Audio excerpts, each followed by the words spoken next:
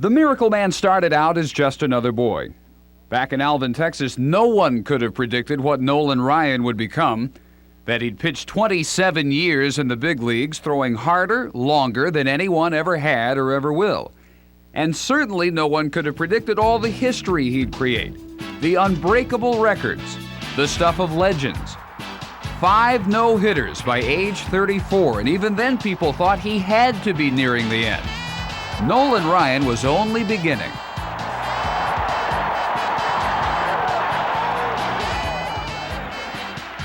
Who could have predicted his 5,000th strikeout?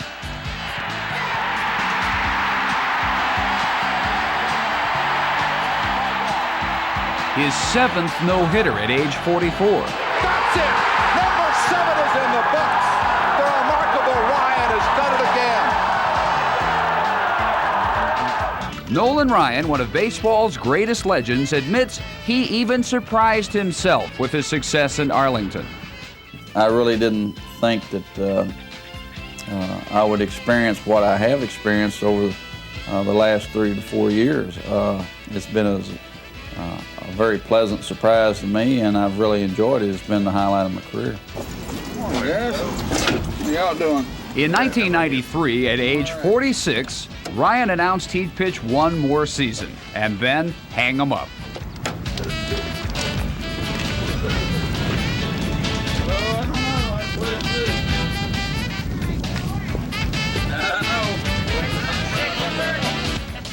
One final season to enjoy the clubhouse camaraderie, old and new friendships. One last victory tour for the Ryan Express. All those records have made Ryan arguably the most popular baseball player since Babe Ruth. He knows fans will drive hundreds of miles and wait patiently for hours at a time just to get his signature on a piece of paper, or a glove, or whatever's handy. So he signs, and he signs, and he signs some more. All just another day at the office. Now, straight from the Express himself, the secrets gathered from an incomparable 27 years of baseball. Nolan Ryan's Fastball, an instructional video for serious pitchers. Starring baseball's all-time strikeout king, Nolan Ryan, with 1992 AL strikeout champion Randy Johnson, and your host, Texas Rangers organizational pitching coach, Tom House. As a coach, if you've ever wondered the best way to teach your pitchers how to throw a fastball, as a pitcher, if you've ever wondered what is the best fastball I have inside of this body, this video will show you how to do that.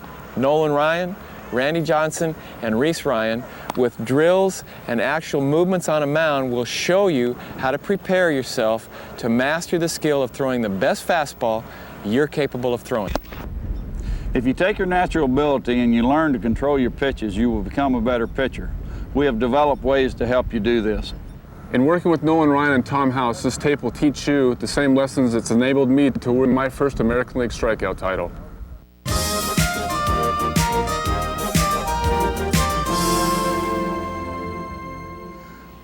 Okay, there's really 2 basic grips in holding the fastball. The 4-seam fastball, where your fingertips lay on the seams, and when the ball comes out, the 4 seams rotate as they are here. And then the 2-seam fastball, where you lay your fingers on the 2 seams and you throw it where really you only have these 2 seams as they rotate that the hitter sees.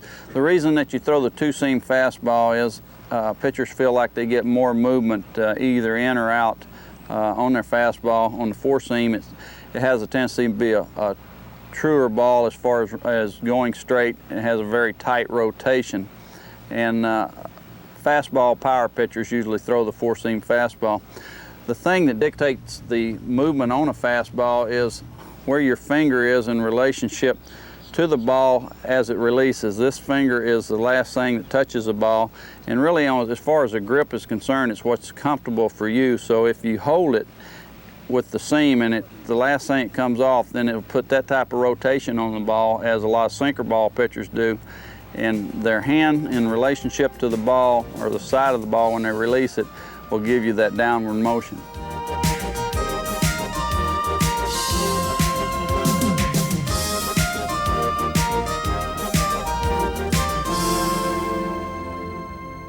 It all starts with the feet. If your feet are misdirected, your upper body's going to be misdirected. It's going to be harder for you to throw with any command. So on the bottom half, when you play catch, go ball of foot to ball of foot. As you move up the body, you'll notice that Nolan is throwing with 2 balls. He's got one in his glove and one in his hand. The 2-ball drill forces you to break naturally. It forces you to break right around center of gravity. Now check out Nolan's upper body, his head. When he releases a baseball, his eyebrows are always level to the ground. The teach is quite simple.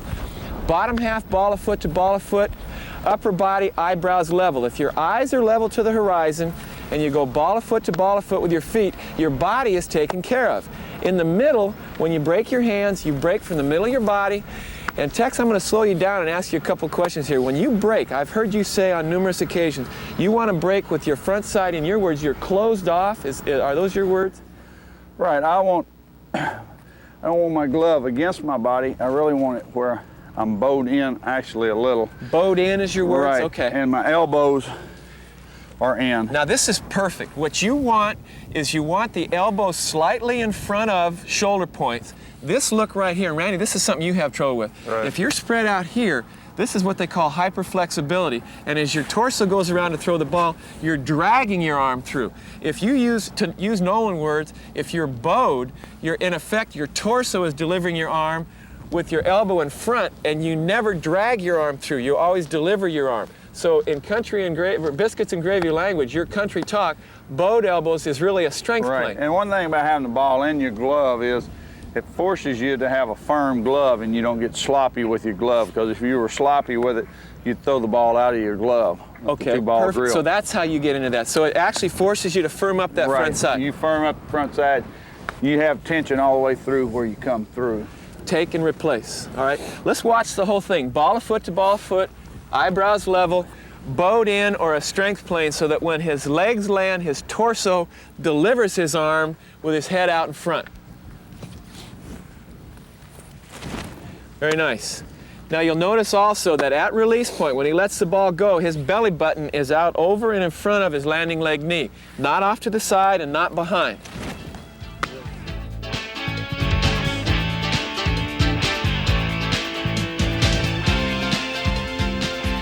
One-two pitch to Ferris. Oh, Yes. he snapped the bat and he did swing, and that is strikeout number 18. Now the final piece of the puzzle for you is you got the ball foot to ball foot figured out. It's your eyebrows now and that little cocoon like he does with the elbows in front. What'd you call that, a bow? Where you bow. Bow. Show me what that means to you. That like little bow right there. Before, Yeah. I'm going no, like no, this. never again. Right. Never But again. now, this Yeah. is proper right here. And see, when you did that with the bow, that's your look. Going back. That's right. If you do this, then your head's gone. Always. It's gonna be. If you keep your eyebrows level and the bow that Tex was talking about right there, now when you land, your torso delivers and everything's out in front. See, the other thing is that if you're back here, you can't. You change the angle that you go to the plate, where if your elbows are in, now you get this motion where you're down in here, Right. versus coming out this way. I felt ball foot to ball foot helped me quite a bit too, Bottom half. by having my momentum go towards home Exactly. plate. I was falling over my ball of foot, my upper body was falling over my knee, and that allowed me to have my momentum go towards home plate. Instead of having heel foot, which was incorrect, I was falling off towards the third base side because I was spinning off with my heel. Yeah. What you want to do is get the sensation in your mind that you're driving to the plate. You're taking everything, all your force and driving it to the plate. With your head, your shoulder, everything is driving you. In Atlanta, you talked about the drop versus the tall and trying to create that angle. That, can you imagine him at 7 feet doing that? I mean, Randy, it's comparing you to Abbott in the computer. You throwing like this and Abbott throwing like this. He was releasing the ball almost 1.5 feet closer to home plate. He's 8 inches shorter than you are. Right. You do what Nolan was just talking about right there, that drive. Right. Now you're getting 1.5 feet closer than what he is. There's no doubt the second half of the season after we talked, that I was starting to feel more comfortable with my mechanics. And all it took me was a little correction, and obviously we need more corrections, but the little simple thing made that big difference. Starting with the feet. The ball of foot. Starting with feet. And again, it goes ball of foot up the system. So Right. today's lesson with you is to copy him Right. and get that feel of eyes level with your elbows in front of the shoulder, slightly bolt, Right. and replace accordingly.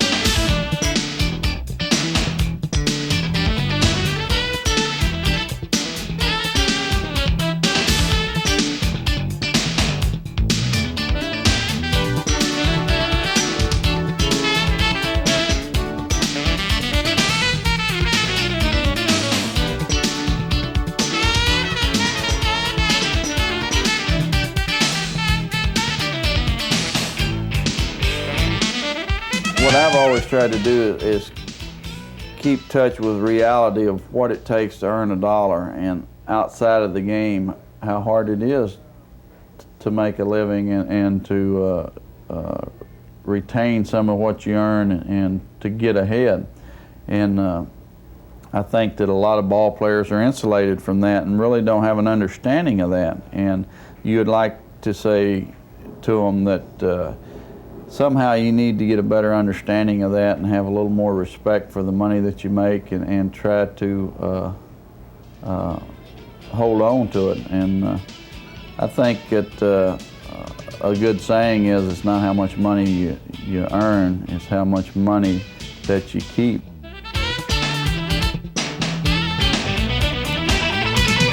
With flat ground, let's try to be perfect. When you come up, instead of throwing your hands, take your hands so your elbows stay forward.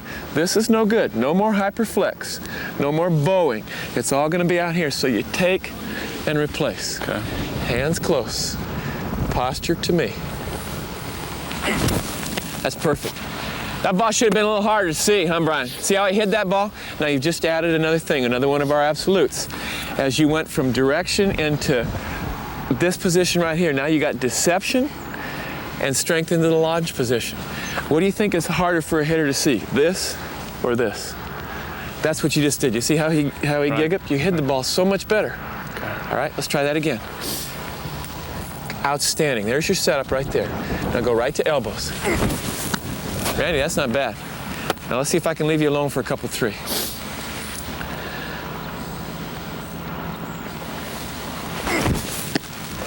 Now tell me what you're feeling right now. That's pretty darn good for the first time of adding this upper body I in. just feel all my momentum is going towards home plate.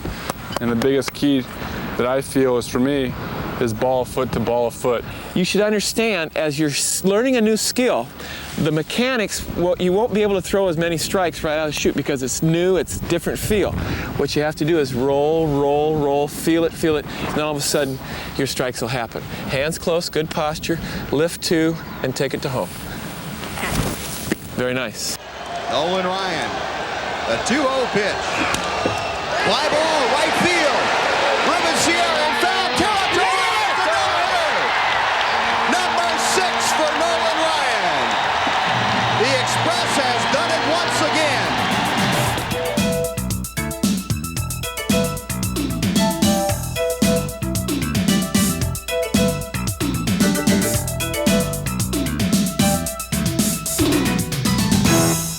All right, what I try to do in my flat ground drill is I start at a short distance, and as I get loose, I start expanding the distance that I'm throwing, and I try to throw on a line, keep the ball on a line, keep my eyes parallel to the ground,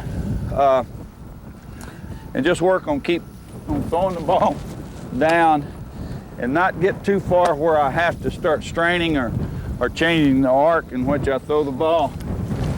And then as I finish up on my flat ground drill, I shorten my distance and really try to concentrate on throwing, getting through the ball, and keeping it on a plane, a parallel plane to whoever I'm throwing to. I think you said you actually like to ride the ball into the catcher's glove. That's what I try to do is throw it where I feel like the ball is riding, where I really have good force behind the ball. Work on my release, where I get the same sensation as the ball's coming out of my hand as if I was throwing a fastball on the mound. Our other flat ground drill is, and that is work on your windup, work on your timing, and you do it on flat ground. You can throw your breaking balls, you can throw your change-ups, your sliders, whatever, on flat ground, working on your windup and get your timing down without being on the mound. What that does is doesn't put extra stress on your arm, and it's a good drill for pitchers that maybe are feeling a little tenderness and they feel like they still have to throw to work on their mechanics. They can do it and accomplish it without putting extra stress on their arm. So what I'm going to do is bring the catcher in at a shorter distance. We do our flat ground at shorter distance. We don't do it at 60 feet, 6 inches. Do it more at about 54 feet. Want to cheat on in, Brian? Do you want to march it off, Tex? You're just going to trust your distance here, trust your That's judgment? That's about right there. Okay. You can do this also with the 2-ball drill while you're working on it.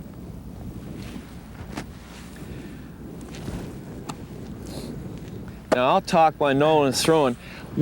It's the same basic 4 absolutes of pitching that we've talked about since the first video: balance, direction, deception and launch, and deceleration or follow through. And what Nolan is doing with his balance is he's collecting all his potential energy around his center of gravity. And Randy, as you're watching and listening to this, all balance is getting everything you got around your center of gravity, around your belly button. And if you'll watch Nolan, he'll lift to, bring his hands to, and actually keep his head over center of gravity. He never gets away from head, belly button, and pivot foot. It's always on a perfect vertical line, tall to fall. Have a watch as he goes through this. Pitching is a body control exercise. You should be able to control your body at all times at any point in your windup. And so when you get your leg up, you still should have good balance and control. You should be in control of your body. You shouldn't be falling towards home plate or falling towards first base if you're right-handed. You want to be able to control your body, and all you're trying to do is maximize your potential to throw a baseball. So it's collect the energy, take the energy. And his route to home plate, he's turning potential energy into kinetic energy. He's getting all this balance, turning it into direction. When his landing leg hits, all that energy that's going forward stops and comes feet, legs, torso, arms.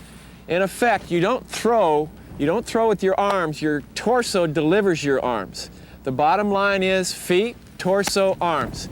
The strength plane that we talked about when we were sitting down earlier is just that. When the landing leg hits, boom, you want to be in a strength plane, not a bow, not a flex, but a strength plane to where your torso delivers your arm. And if you watch Nolan and you look at him in the computer, and we'll see it in his stick figures during this video, Nolan is unbelievably strong to long.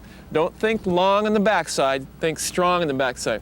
And I'm sure through the course of, 25 years, you've been told that the longer you are back here, the stronger and faster you're going to be out here. I always felt like that's how you generated force, and it didn't.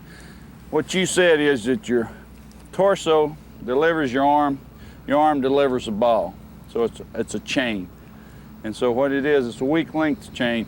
Wherever your weakest length is, that's how strong you are. And so that's why it's important that you have a complete conditioning program and have complete control of your body. Balance, direction, everything's out in front. And on this short distance, Nolan is achieving the same timing as he does when he gets out on the mound. The fact that he's on flat ground, he takes less out of his arm. He's learning the skill, mastering the skill without the wear and tear of going down the hill. And if you'll notice, it just looks like everything's happening out in front. That's where the ball is thrown hard, out in front. Anything behind the rubber, anything behind the body, getting too in front is not going to help you. It's strong to long. All right? Now, Tex, tell him what you said in Atlanta, and I think it's very helpful to youngsters. You don't want to sandwich, you don't want to spin out too quick. Explain what you call sandwiching. Well, you want to be erect. You want to get as high and tall on the mound as you possibly can. So you want to maximize the fact that you're on a mound, get as much leverage. You want the sensation that you're throwing the ball down. So you don't want to dip on your back leg.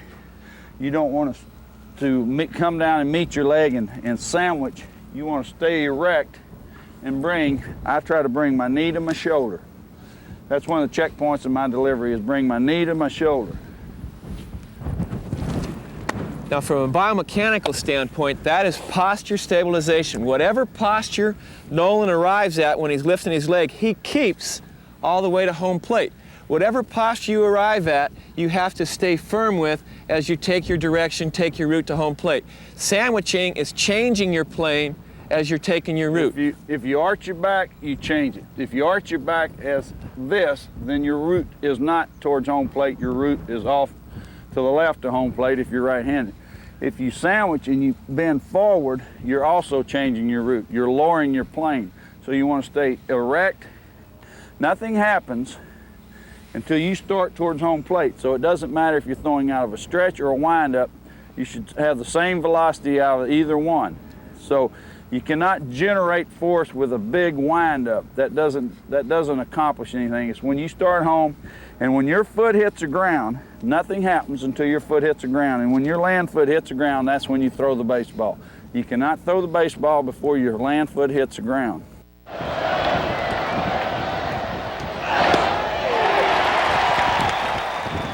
When I throw flat ground, working on my wind-up, I'm working on my delivery, getting my timing. Then I work on the feel of my pitches. I work on the feel of my fastball, my curveball, throwing it down at about 54 feet, and the same way with my changeup. Now, when you get on the mound, you expand the distance, and then added 6 feet.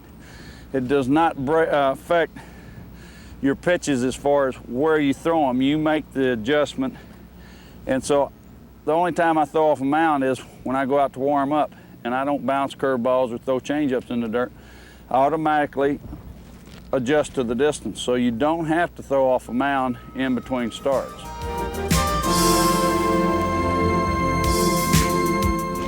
I think the way I view it and handle it is that I feel like that's a temporary situation, that the demands and the attention that I get will subside once I leave the game as an active player. And so that's the way I view it and deal with it, and then I think it makes it a little easier to handle.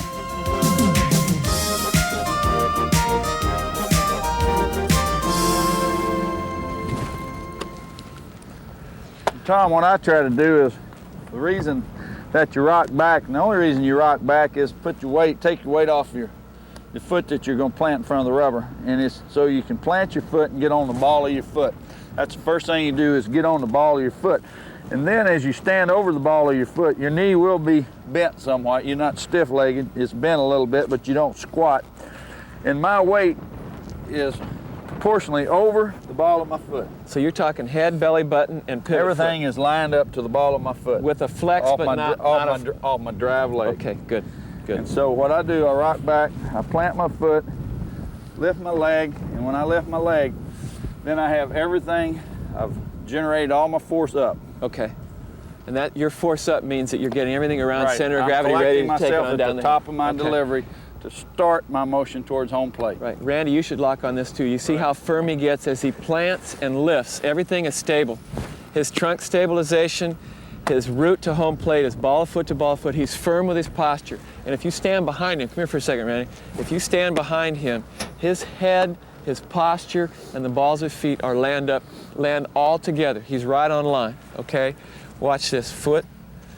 See how everything is right there? Right. In effect, what you do, what you've had trouble with in the past, is this look right here. Right. Okay? Where Nolan is right here, you're right here. And it all starts.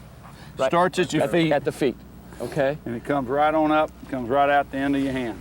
So visualize this, so when we get you hands-on with you, you get that feeling right there. Came off that ball just a little bit, Tex. Now what I say coming off, he was throwing before his foot got down. The key is get your foot down, get the landing gear down, then get busy. When your foot hits the ground, that's when you deliver the ball. Exactly.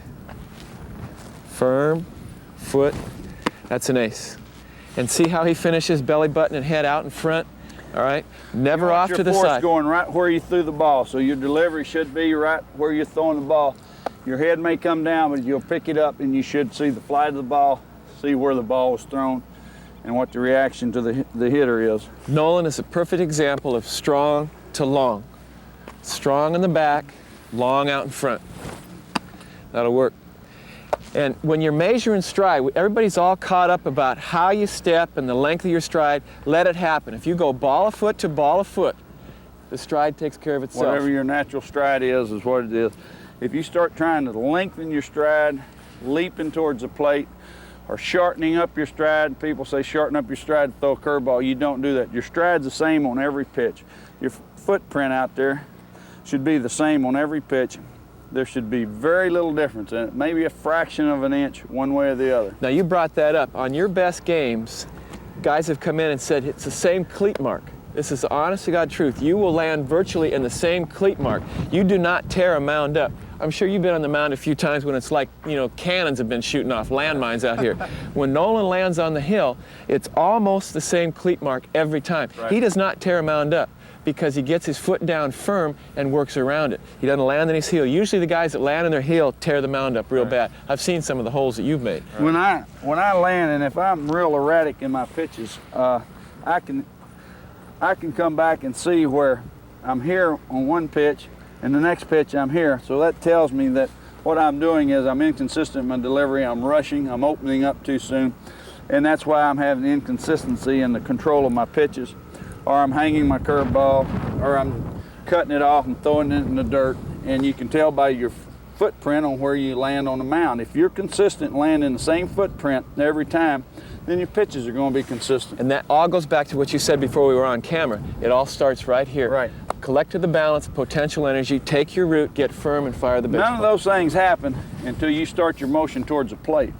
And so when you start your motion, if you're not collected and under control, then the results down there are going to be bad. All right. So all that is an indication that you started too soon, that you weren't collected and you didn't stay within your delivery.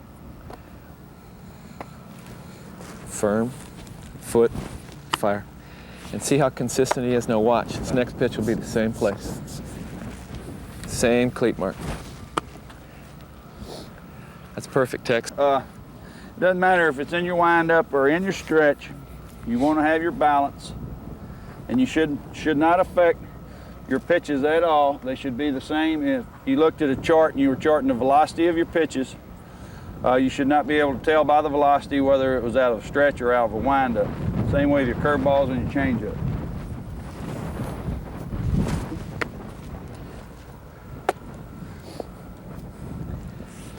Firm base, everything's center of gravity oriented, strong to long, ball of foot to ball of foot, eyebrows level, firm posture.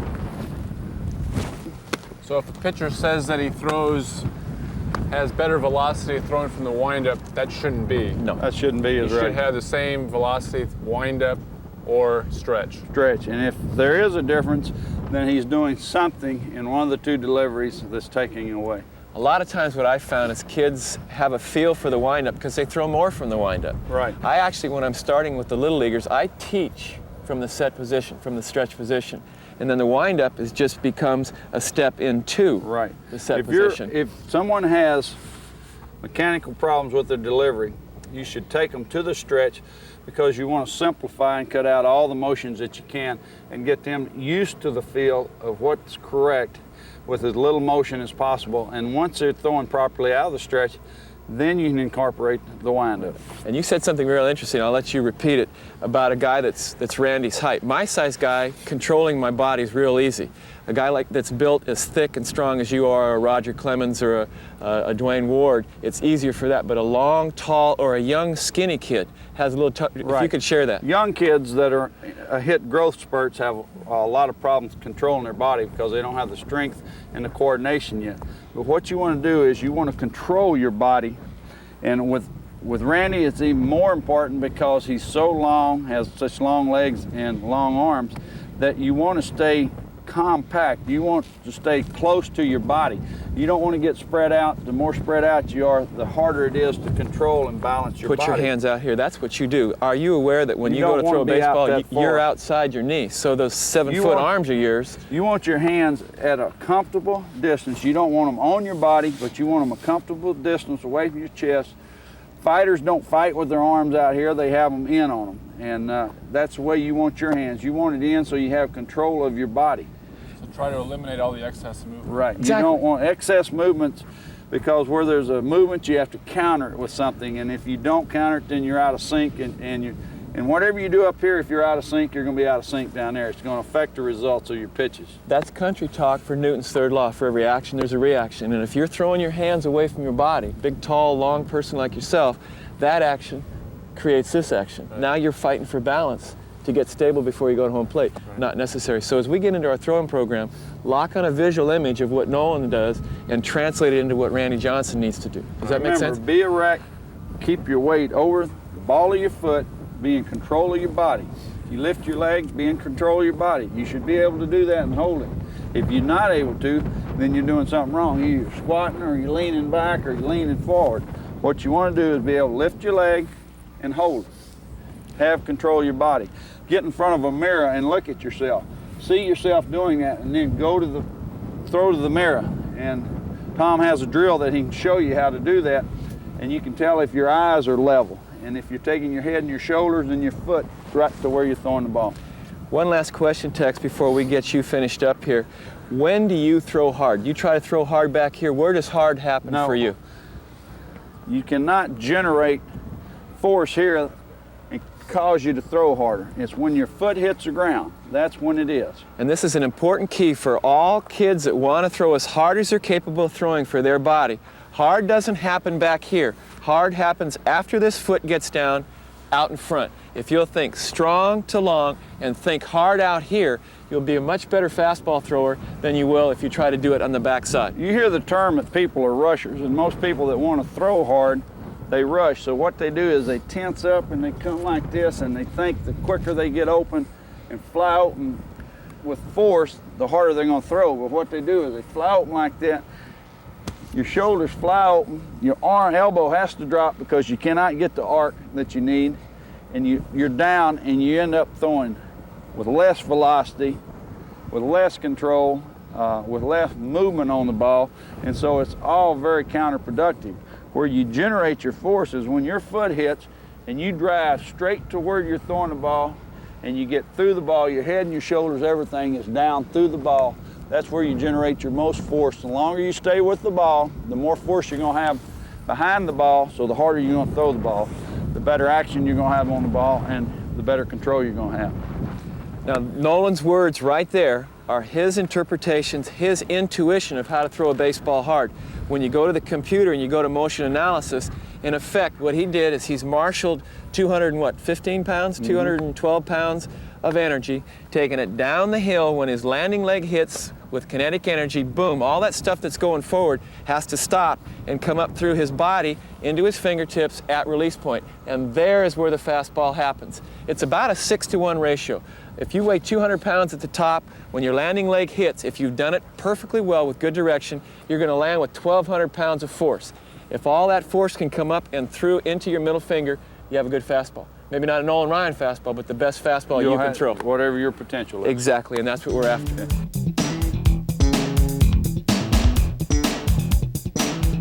I don't really reflect back on my career because it is an ongoing thing, and I'm concerned with myself on a day-to-day basis. So I really try to concentrate on that. So as far as something in the future, whether it be being voted into the Hall of Fame or reflecting back on some of the games I've had, I really don't do those things.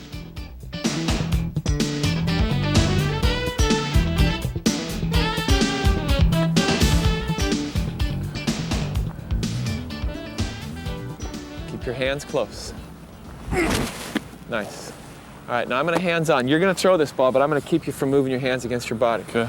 When you come out, you're going to come out. Now you're so much taller than I'm used to. So when you come out, you're going to be in this plane, not this plane. Right. All right?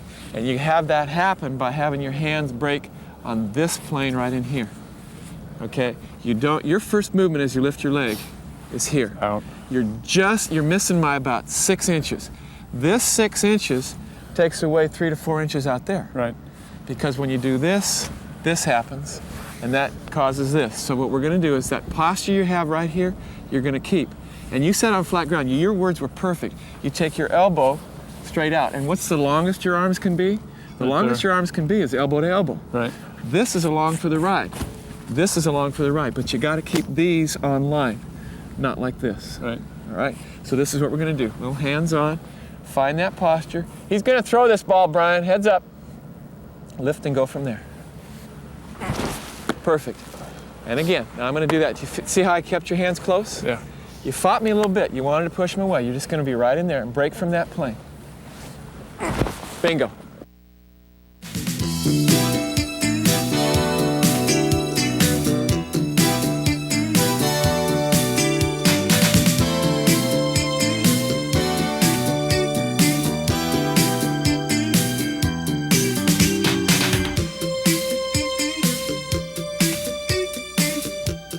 I have every intention right now of continuing to live in Alvin. It makes you feel good that the people that you've grown up with and lived and where you chose to live think enough of you that they're willing and want to do something to commemorate your career, that they're proud that you're one of their citizens and that you live in their community. So it makes you feel good, and it is something special.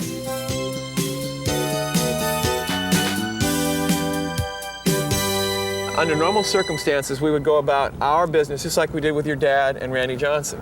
And the bottom line here is we go flat ground, long toss, flat ground working on stretch, flat ground working on wind up, and then we come out to the mound. But because we've already done that with the big guys, now we're going to go right to the mound and we'll do the drills that you and I did all last summer, okay? Right. And the bottom line is you start with the feet, then you add feet and torso, then you add feet, torso, and arms, and then we'll use this high-tech tool called a towel. Now what I'm going to do is march him through the actual drill, and you're going to copy me, Reese. You're going to come to your set position with your arms folded across your chest. It's just a feeling of ball of foot to ball of foot. These are drills for youngsters that don't quite have the command of their upper body and their lower body that a professional athlete would have. The bottom line here is if they can feel their feet delivering their body, then we can start moving up the body with the rest of the drill. So all this is right now, Reese, is the same feeling you have as a hitter where you just pick your foot up and put it down. Pick your foot up and put it down. Ball of foot to ball of foot. Now we're going to lift a little higher and step a little further. Good. Lift it up real high and step it out. Okay? Now start small and work all the way through. Let me just watch a few of them. Just pick it up and put it down. Ball of foot to ball of foot. And coaches, as you look, find out if he's got posture stable. Good. Attaboy. Look and see if his head is on this side of his body. Eyes level. Very nice. Okay, now Reese, because we've been through this, he's already part two of the drill. Your arms are still folded across. In effect, what you do is deliver your upper body. And that's good. Just go ahead and do that again. Lift your leg high and deliver your upper body. Arms folded. Bingo. Now, if you'll look, he went ball of foot to ball of foot. His eyebrows stayed. You remember from last year. Yes. High five, dude. Outstanding. Let's go do it again. Lift as high as you normally do, deliver your body, and throw without your arms. Bingo. Okay? And you'll notice he went ball of foot to ball of foot with his eyebrows level. One more time. And as a coach, you'll look and see, hang on just a second here, Reese. Come to your set position. Now, is he set up? Ball of foot to ball of foot. Is his head on this side of his body? Okay? Has he got a posture that'll help him? We don't want this posture. We want him to be under control. If you had a bat in your hand, Reese, just like we were talking about there, see the posture he has as a hitter will be the same posture he has as a pitcher. In fact, what we've learned about the bottom half of a hitter and the bottom half of a pitcher, it's the same neuromuscular skill. In fact, the interface of hitting and pitching, the people at Louisville, in all their tracking looking for the perfect swing and the perfect bat, have filmed and monitored hitters in the bottom half, just like we filmed and monitored pitchers. We found it's the same movement exactly with the bottom half. The Ricky Hendersons, the Kirby Puckett's, the Ruben Sierras, with that real high leg as a hitter is the same thing as your dad and you do as a pitcher. So let's show me that again. Your stride, and go ahead and add in your upper body. Okay, lift and go. Bingo. Now, he threw without anything in his hand. Here's a little drill we picked up from the Japanese. Middle finger out, hang on the towel. Now the towel will be a feel thing that he'll try to make the towel go whoo, out in front with the complete delivery. He's going to lift, put it down, and in effect, throw the towel out in front. He'll have the resistance of the towel out in front. He'll have the feel of resistance. And if you do it right, Reese, you'll hear the towel go whoo, out in front. If you get long and pull yourself through, the towel is real hard to make snap out in front. So put it through and throw the towel out in the end, out in front. Boom. Ball of foot to ball of foot. Get out there. Very nice. Did you hear the towel? Very nice. Come set again. I want to show your feet something. Come to your set position. I would prefer you be slightly closed off. Good. Now what that does is it frees your hips to lift at any direction without twisting your hips. Remember, we want to be firm and into good direction. We're going to absorb posture and take our root. Now you're doing a great job. You remember all this from last year? You're right on top of things. Okay, and again, the complete delivery. Good. Posture, lift, get out there. Bingo. All right, now let's review the whole drill. Fold your arms across your chest. Let's show the bottom half. He's just going to lift and put it down. Boom, ball of foot to ball of foot. Now you're going to lift a little higher, throw your torso. Go ahead and throw your torso on this next one. Lift a little higher, throw your torso. Bingo. See how far out it got? Now, one of the things we missed on part number 3 was guys that have trouble. Now, Reese has been through this, so he actually knows what his body should do. But a guy that doesn't know where his elbows and arms should be in relation to his body as he takes his root, you go ahead as a coach and set him up, okay? Set him up in this position right here. This position right here. And remember from earlier when we were talking to Nolan and Randy, elbows shoulder height and slightly in front of shoulder points. Head on line, eyebrows level, and from here, now together we're going to lift and step, okay? And again, lift and step, all right? Now I'm going to get out of your way. You're going to hold this right here. You're going to lift, step, and throw, but have your arms already set in the posture that you want your youngster or your young pitcher to feel as he takes his root. You're actually setting up where he's supposed to be when he lands. Okay, you got it? Lift, set, and go. Bingo. That's not too bad. I'll tell you what, do it again. Find your same little posture. Coach, come around and check. Are the elbows in front of, shoulder height? Perfect. Slightly posture, head slightly in front of his belly button, eyebrows level. He's going to lift, go, and fire. Bingo. Now add the regular set position and go through the whole motion.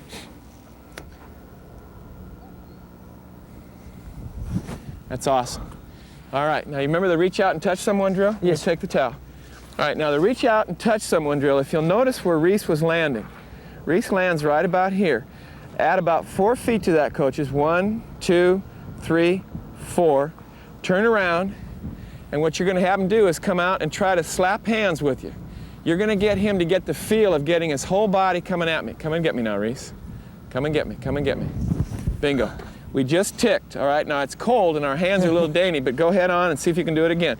You remember a lot of this from last year. I'm really proud of you, son. You're doing a great job. Reach out and touch someone. Get your body coming to me.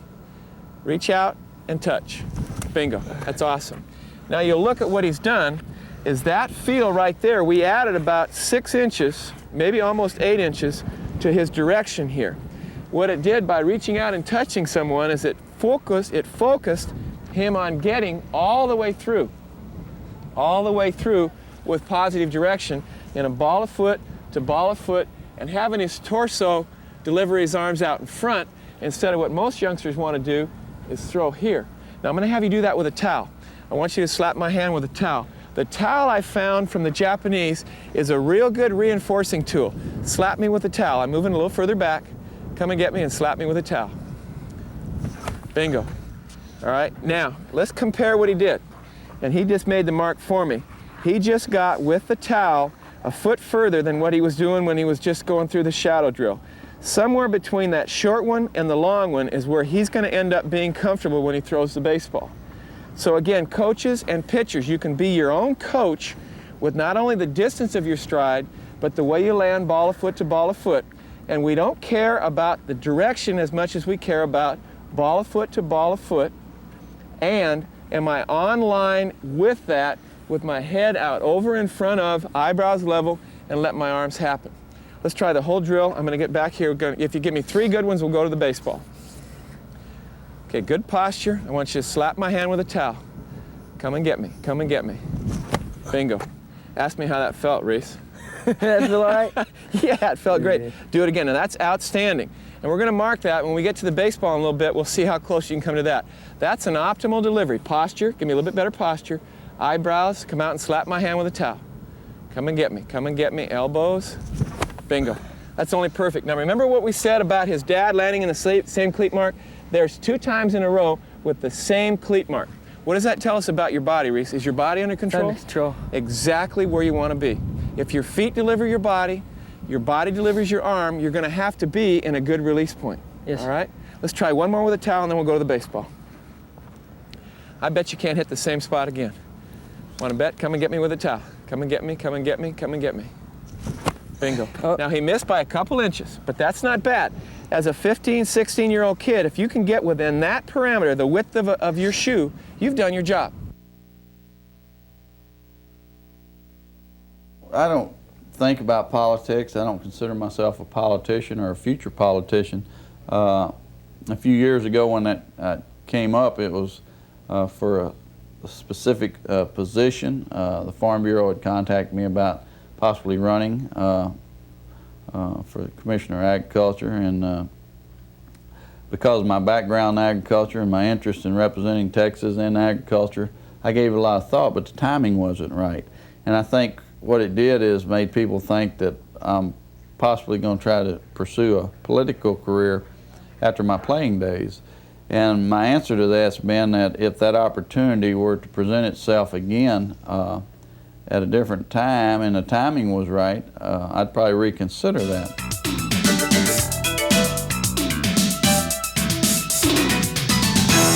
The two questions, one of them was, when I come to my set position, you said you want my feet slightly closed and the weight on the balls of my feet. Do you want my head, my shoulders down like this, or can my shoulders be? I'll tell you what, that's a feel thing for you. And the easiest teach for me is if you had a bat in your hand, Reese, all right, now, that posture right there is comfortable as you're a hitter. And like we talked about earlier, the act of swinging a bat and the act of throwing a baseball are pretty much the same skill.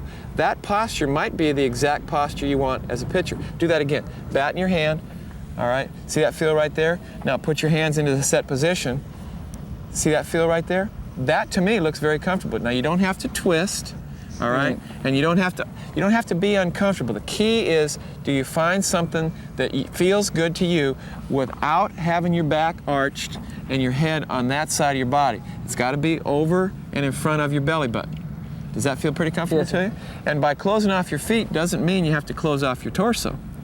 All you've done is you've got your hips square, but your feet slightly closed off, so it's an easy lift from there. So my top should be parallel, my bottom should be a little closed. Yeah, if you could parallel your hips and your shoulders, you've set everything up. Now, with your feet, it's just with your hips being firm and your shoulders being firm, you're just lifting your leg to whatever angle you want. You can lift it straight, you can lift it slightly closed, or you can take it back. Kevin Brown actually brings his leg straight back, but instead of swinging the hip back, you just lift it back. So whatever feels comfortable. Does that answer your question? Yes, sir. And on my follow through, when I follow through, should my foot be here or should it be? In the deceleration, son, which is follow through, it's just happens. Don't think follow through. Don't think anything about what happens after the baseball leaves, because that takes care of itself as a function of balance, direction, deception, and launch.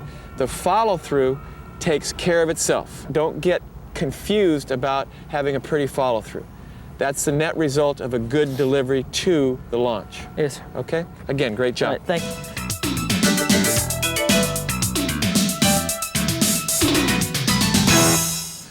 Over the course of this day's video, you've seen a lot of information, a lot of action, and we've exchanged some ideas about how to teach and feel that action. Remember, it's words until you've turned it into a feeling, and then you can take that feeling out to compete. And what you saw with Randy, now the things that we showed you with your upper body, Randy, you want to take and make yours, and you can do that. I mean, you're a major league athlete at the height of your, right at the top of your career, you're very competitive, but even you with good information can improve.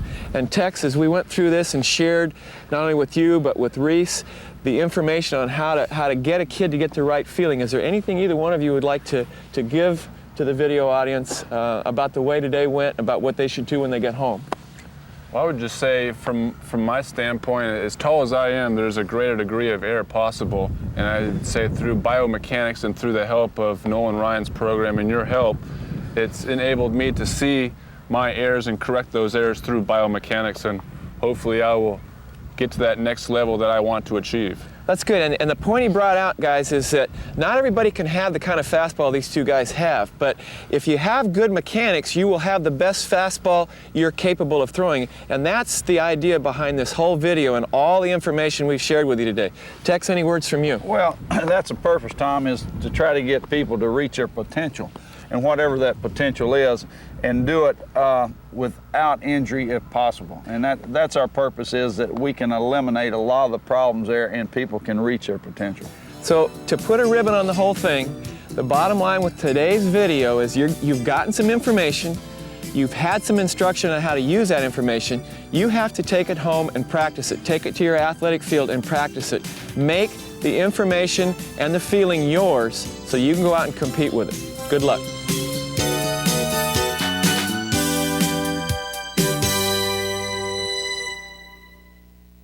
See, what you need to do is change your playing from doing this to doing that. Yeah. And that's that pec deck position. There's nobody better in the game. He's better than Clements, he's better than any of them. When he lands, he's right here. And as his torso delivers, his elbow never trails. Never. Yours is dragged all the way through. You know, I can sit in the dugout and I can watch the Wayne Ward throw. And all I have to do, never even watch the ball. All I have to do is watch his upper torso. And when he's there with his slider, it's curtains. It's over. Our guys, we struggle 7 in a row or something. Touch any of the post.